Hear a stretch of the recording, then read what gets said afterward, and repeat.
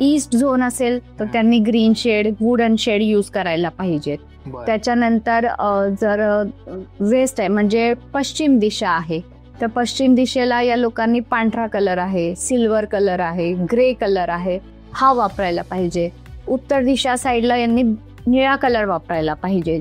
निळा असा जो तुम्हाला निळा आवडतो तो.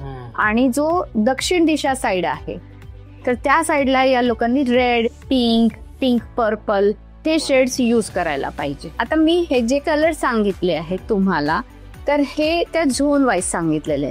मी हे कोणाला सांगत नाहीये की तुम्ही ही वॉल तुमची पूर्वची इथे हिरवा करा, ही पश्चिमेची इथे व्हाईट करा, तो घर कसा दिसेल? रंगीला नाही, रंगीला दिसेल ना.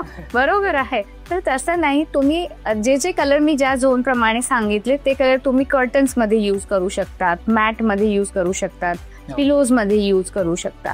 ओव्हरऑल घरामध्ये तुम्ही ऑफ व्हाईट किंवा आयव्हरी कलर हा द्यायचा बेस्ट असतं.